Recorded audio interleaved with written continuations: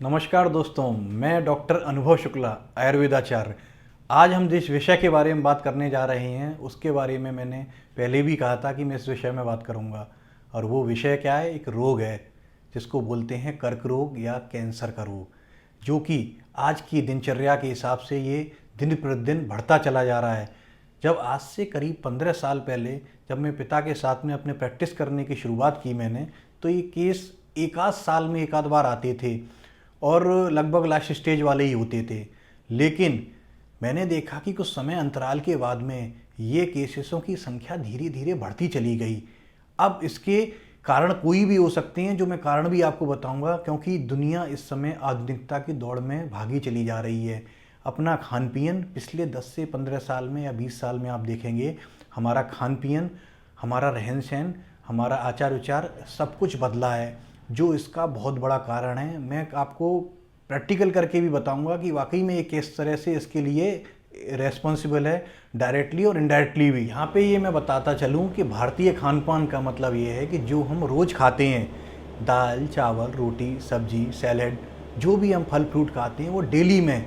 लेकिन कभी भी कभार हमारे घर में जो पकवान बनते थे वो त्योहारों में बनते थे, जो कि 4-6 त्यौहार होते हैं, 8-10 त्यौहार भी हो सकते हैं साल के अंदर में। उसके लिए वेट करते थे कि आज पूड़ी बनेगी, आज स्पेशल खीर बनेगी, आज स्पेशल सब्जी बनेगी।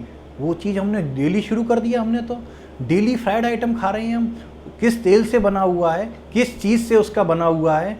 हम पहले मैदा यूज़ नहीं करते थे, कभी कभार मैदा यूज होता था, अब तो हर चीज़ में मैदा का चलन हो गया। लेकिन आज क्या हो गया है? भारतीय खाना, दाल मखनी, कढ़ाई पनीर, ये जितनी ऑयली स्पाइसी वाली चीज़ें हैं ये हैं भारतीय, लेकिन इसके अंदर में आप डेली ऑर्डर कर रहे हैं। सुबह खा रहे हैं, शाम को खा रहे हैं, दोपहर में भी खा रहे हैं, और आप इससे मुंह में स्वाद आ रहा है लेकिन आपके पेट के लिए इतनी गरिष्ठ हो रही है। ये चीज़ें सब समस्या पैदा कर रही हैं, यहीं बीमारी छुपी हुई है।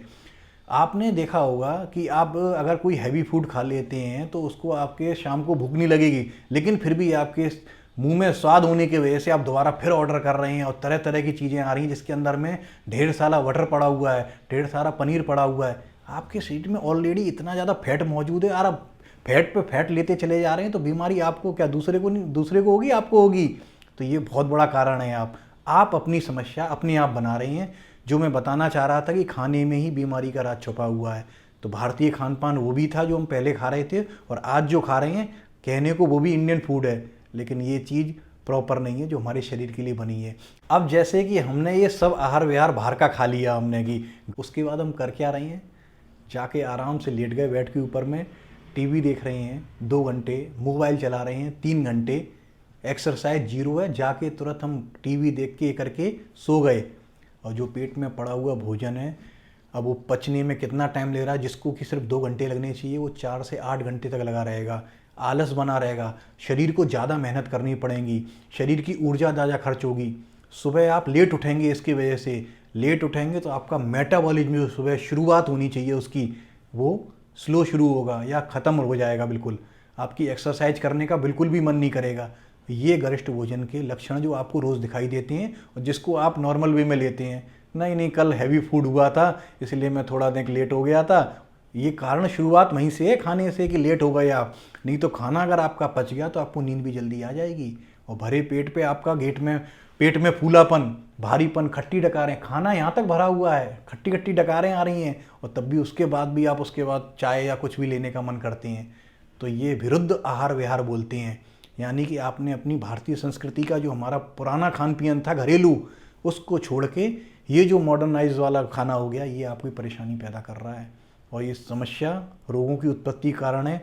आज एक रोग होगा, कल दूसरा होगा, कल तीसरा होगा, और ये छोटे से बड़े रोग में तब्दील हो सकता है। उसमें इस कैंसर जैसी बीमारी का भी नाम है। अब जैसे कि हमने देखा कि हमारे खान पीन गड़बड़ होने के वजह शरीर के अंदर में रोग हुए, चलिए कैंसर हो गया, और ये अंदर जाके शरीर में करता क्या है? ये एक तरह का रोग ही है, लेकिन ये क्या है, विकराल रूप धारण कर लेता है धीरे धीरे करके। जैसे कि फॉर एग्जांपल मैं बताता हूँ कि जैसे ईसोफेगस, जिसको आहार नली भी कहते हैं, इसका भी कैंसर हो जाता है। ये आपको बहुत इंडिकेशन देता है बहुत दिन पहले, और बहुत लक्षण बताता है अपने कि ये हो सकता है, लेकिन हम लोग ध्यान नहीं देते हैं। जैसे कि हमने कुछ भी खाना पीना जो हम खाते रहते हैं पेट के अंदर में जाता है, जिसके अंदर में गैस्ट्रिक जूस या हाइड्रोक्लोरिक एसिड जैसा एक एसिड होता है जो कि भोजन को पचाने में आसानी करता है। जब उसकी अधिकता हो जाती है, जिसके कारण मैं पहले भी बता चुका हूँ, अत्यधिक अल्कोहल का सेवन, अत्यधिक धूमपान करना, अत्यधिक एसिडिक चीज़ खाना, ये सब समस्या पैदा करता है। एसिड का प्रोडक्शन ज़्यादा हो जाता है, और या फिर उसकी पित्त प्रकृति हो आयुर्वेद के मतानुसार, तो उसको बहुत ज़्यादा हाइपर एसिडिटी की शिकायत होगी। और जब हाइपर एसिडिटी होगी तो आपका भोजन भी पचेगा नहीं, इंडाइजेशन होगा, गैस्ट्रिक रिफ्लेक्स बोलते हैं उसको मॉडर्न मेडिसिन में, आयुर्वेद के अनुसार ऊर्ध्व गति की तरफ आपका पित्त का गति हो जाना, यानी कि वो एसिड जो पेट में रहना चाहिए वो आपके फूड पाइप में आ रहा है। इस फूड पाइप में आने की वजह से आपको उल्टी जैसा मन, मुंह कड़वा जैसा होना, छाती में जलन, खट्टी डकार, ये सब शुरू हो जाते हैं। और इवन किसी किसी को तो एक तरह का अल्सर भी हो जाता है इसी गैस्ट्रिक का, या इरोजन शुरू हो जाता है। ये प्रारंभिक लक्षण है। मैं ये नहीं कह रहा हूँ कि 100% जिसको एसिडिटी होगी उसी को कैंसर तब्दील हो, लेकिन वो कैंसर के रोगी बनते इन्हीं में से हैं, क्योंकि ये शुरुआती लक्षण है, हम उसको इग्नोर करते हैं। किसी मेडिसिन से दबा दिया, कुछ के दबा दिया, हमने उसको केयर नहीं किया। अब जैसे कि ये वाला हो गया, लेडीज़ों में देखा होगा आपने कि ब्रेस्ट कैंसर के बहुत केस बढ़ते चले जा रहे हैं। उसका भी कारण ये है, लेट मैरिज हो रही हैं, वो बहुत बड़ा कारण है। हार्मोनल डिस्टर्बेंस हो रहा है, वो बहुत बड़ा कारण है। अब तो मॉडर्न मेडिसिन भी मानती है कि जो 30 से पहले 26 के आसपास अगर जिसकी एक बार अगर बेबी डिलीवर्ड हो जाता है और बच्चा स्तनपान अच्छी तरह से करता है उसका, ये नहीं कि 3 महीने बाद छोड़ दिया कि 4 महीने बाद, अगर प्रॉपर जिससे जब तक दूध आ रहा है, जब तक स्तनपान कराने की उसकी क्षमता है, कराते रहना चाहिए, उसको ब्रेस्ट कैंसर होने की संभावना बहुत कम होती है। तो ये तो प्रैक्टिकल है। आपको लेट मैरिज वगैरह जो कर रहे हैं हम आज के करियर की तलाश में जो समय बर्बाद कर रहे हैं, वो हमारी बीमारियों का कारण बन रहा है। चाहे वो हमारा हार्मोनल डिस्टर्बेंस हो, चाहे हमारा एब्डोमेन डिस्कम्फर्ट हो, चाहे वो कैंसर जैसी घातक बीमारी भी हो, ये सब हमारे लाइफस्टाइल और खान पीन से जुड़े हुए हैं। मैंने उसी चीज़ को इससे जोड़ने के लिए एग्जाम्पल दिया है, जो कि मॉडर्न मेडिसिन भी इसको सिद्ध कर चुका है। अच्छा, ये सब रोग सब लोगों में नहीं होते हैं। आपने देखा होगा कि एक बहुत ज़्यादा क्या कहते हैं अल्कोहल का सेवन भी कर रहा है, धूम्रपान भी कर रहा है, लेकिन वो चीज़ उसके अंदर में नहीं है, ना कोई बीमारी नहीं आ रही है। और एक जो व्यक्ति सादा खान पीन कर रहा है उसको भी हो रहा है, तो उसके लिए कई चीज़ें दोषी हैं, जैसे कि एनवायरमेंटल, आपका इमोशनल स्ट्रेस। ये भी साबित हो चुका है कि आपकी इमोशनल स्ट्रेस होने की वजह से जीन्स के अंदर में चेंजेस आ जाते हैं, जो आपकी बीमारी का कारण बनते हैं। कुछ चीज़ें तो जैसे हमारे हाथ में हैं कि हम खान पीन बदल सकते हैं, लेकिन इंडस्ट्रियलाइजेशन जो होता चला जा रहा है, पॉल्यूशन जो होता चला जा रहा है, वो हमारे हाथ में नहीं है। इसीलिए ये बीमारी पर्सन टू पर्सन वेरी करती है, यानी कि अलग व्यक्ति को अलग होती है, क्योंकि उसकी प्रकृति आयुर्वेद के अनुसार अलग होती है। और कफ प्रकृति वाले को अगर पित्त की बीमारी हो गई तो उसको ज़्यादा फर्क नहीं पड़ेगा, क्योंकि कफ है उसके पास में मौजूद जो पित्त का शमन कर सकता है। और ये पित्त प्रकृति वाले को अगर एसिडिटी ज़्यादा बन गई तो उसके लिए वो डबल दुगनी तेज़ी से परेशानी करेगी। और आयुर्वेद में इसका सबसे बड़ा एक चीज़ लिखी हुई है, वर्ड बहुत पहले से ही वर्ड लिखा हुआ है, रोग प्रतिरोधक क्षमता। हमारी दवाइयाँ जितनी भी हैं वो सब रोग प्रतिरोधक क्षमता के ऊपर में काम करती हैं। जब आपका शरीर खुद लड़ने के लिए सक्षम हो जाएगा तो कोई भी बीमारी हो, चाहे वो छोटी हो चाहे बड़ी हो, वो काम करती है दवाई। कैंसर सेल्स हमारे शरीर के अंदर में मौजूद रहते हैं, लेकिन हमारे शरीर का जो रक्षा तंत्र है, टी सेल्स हैं, लिम्फोसाइट्स होते हैं, वो उसको पहचानने के बाद में किल करते रहते हैं और आगे ग्रोथ ना करें, ये उसका काम होता है। कंटिन्यूस प्रोसेस चलता रहता है बॉडी में। कभी जो स्टेज एक आ जाती है जिसमें इम्यूनिटी पावर शरीर की कम हो जाती है किसी भी कारण की वजह से, जो मैंने कारण पहले भी गिनाए हैं, वो उस कैंसर सेल्स को पहचानना बंद कर देते हैं, या उनको वो अपने शरीर की सेल्स समझना शुरू कर देते हैं, तो वो ओवरग्रोथ होना शुरू हो जाता है। यही कैंसर होता है, यानी कि हमारी जो लड़ने वाली सेल्स हैं वो कम हो गई और कैंसर की बढ़नी शुरू हो गई। आपने देखा होगा जिस तरह से उदाहरण आपका 2 सेनाएं लड़ रही हैं, जिसके सैनिक कम हो गए वो उस पर हावी हो जाएगा, यही कैंसर का प्रारूप है इसके अंदर में। तो ये बीमारी शुरुआत छोटे से ही होती है और हर शरीर के अंदर मौजूद होती है, लेकिन जिसका इम्यूनिटी सिस्टम कमज़ोर है बीमारी वहीं पैदा होगी। नहीं तो ऐसे तो हर व्यक्ति को कैंसर हो जाना चाहिए था। लेकिन फिर भी एक ICMR का मैं डाटा देता हूँ आपको। 2016 में इन्होंने कहा था कि आगे 2020 में कैंसर के रोगी 14.5 के आसपास, लाख के आसपास पर ईयर हुआ करेंगे, लेकिन वो तो खुद इस मामले में देखा जाए तो और 3 लाख ग्रोथ हो गए, 17.3 हो गए। तो ये आप देखिए, अगर नहीं ध्यान देंगे उस चीज़ इम्यूनिटी सिस्टम के ऊपर में, ये तो हर दिन बढ़ना जाना है। और मैं तो कह रहा हूँ ट्रीटमेंट भी ले रही हैं, इसमें तो ट्रीटमेंट लेते लेते आपकी शारीरिक स्थिति तो ख़राब होती है, आपकी आर्थिक स्थिति भी ख़राब हो जाती है। घर ज़मीन मकान सब बिक जाता है, ना पैसा बचता है ना रोगी बचता है। इसलिए कहता हूँ आयुर्वेद की शरण में आइए और अपने शरीर को भी बचाइए और अपना पैसा भी सुरक्षित रखिए, जिससे आगे परेशानी पैदा भी ना हो और हम सही समय पर ठीक भी हो जाएं। और आयुर्वेद का मेन प्रयोजन ये है कि हमें आपकी बीमारी आपकी प्रकृति के अनुरूप समझने के बाद में जो इसका इलाज होता है वो करना चाहिए।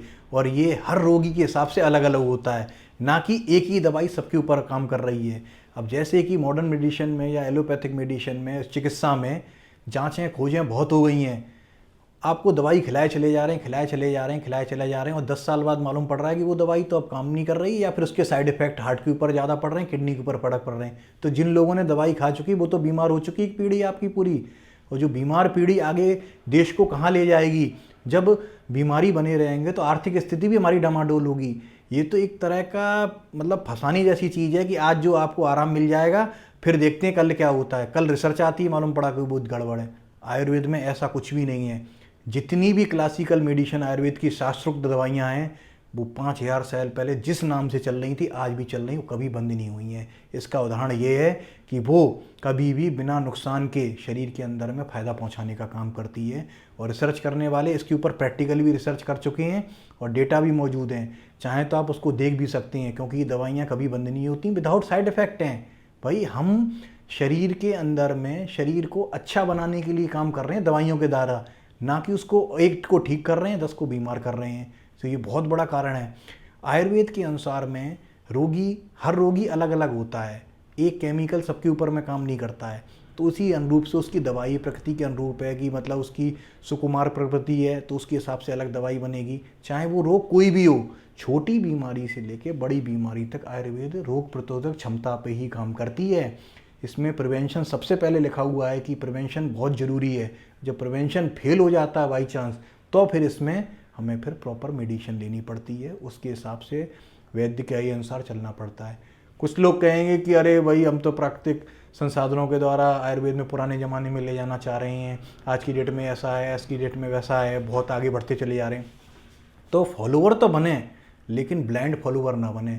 आजकल हम लोग आधुनिकता की दौड़ में वेस्टर्न कल्चर को इतना जल्दी से अपनाते चले जा रहे हैं, हम सोच रहे हैं वो जो कहते हैं वो सही कहते हैं। और आयुर्वेद तो कुछ नहीं है, क्या है, हमारे हजारों साल पुरानी संस्था है, इसमें कुछ चीज़ लिखी हुई है, मनगढ़ंत कहानी बना दी है, इसका कोई बेसिक नहीं है, इसका कोई साइंटिफिक लॉजिक नहीं है। वहीं हम लोग गलती कर रहे हैं। जो चीज़ हमारी थी वो किन्हीं कारणों की वजह से वो छीन ली गई है और जिसको आगे प्रमोट नहीं किया जा सकता है।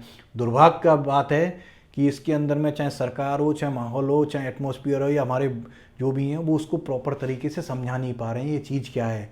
नहीं तो आयुर्वेद के अंदर इतना है दम, वो कहते हैं ना भारत विश्व गुरु बन सकता है, वो इसी दम पे बन सकता है भारत विश्व गुरु, क्योंकि हमारे पास ये आयुर्वेद की संपदा इतनी पुरानी और इतनी पुरातन है कि इसके अंदर में हर रोग के अंदर लड़ने की क्षमता है। जैसा कि आप इसका उदाहरण कोरोना में भी देख चुके होंगे, सब दवाइयाँ फेल हो रही थी, जब बताया गया कि आयुर्वेद का ही काढ़ा लीजिए, ये प्रिवेंशन में काम करेगा, उससे लोगों को फ़ायदा भी हुआ।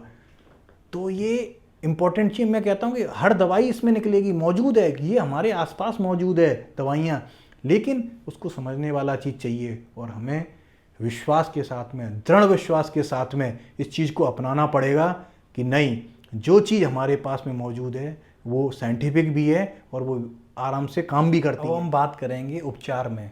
उपचार, कैंसर के उपचार में क्या ऑप्शन है आपके पास में। ये कोई वैसी बीमारी नहीं है कि जिसका आप टेलीफोन पे बात करें, पेशेंट का डॉक्टर से बात कर रहे हैं और दवाई कोई नुस्खा बता दिया या कोई मेडिसिन बता दी, आप उसको लेना शुरू कर दें।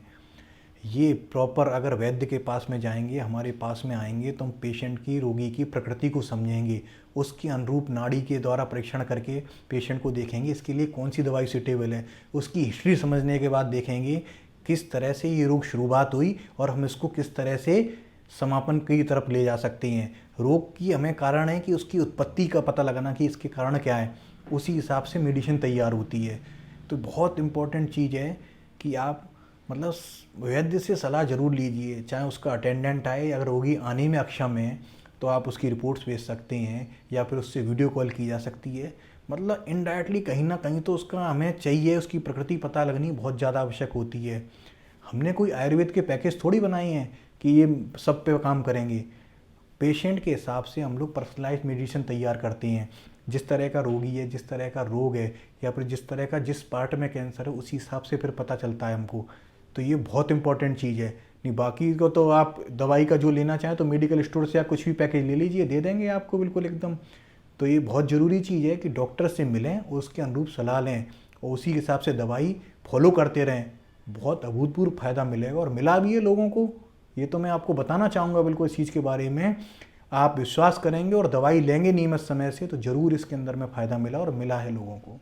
तो इस वीडियो बनाने का मेरा एकमात्र उद्देश्य था कि मैं कैंसर के बारे में लोगों को बता सकूं कि रोग कैसे काम करता है, इसकी दवाइयाँ कैसे काम करती हैं और भारतीय जीवन शैली, खान पीन और आहार विहार अपनाने से आप इस रोग से किस तरह से बच सकते हैं। अगर हो भी जाता है बाई चांस तो आप आयुर्वेदिक ट्रीटमेंट लेके ठीक भी हो सकते हैं।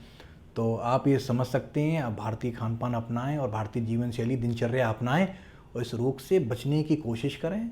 और उसके बाद भी अगर होता है तो वैद्य से मिलें। Thank you very much for this video. Thank you.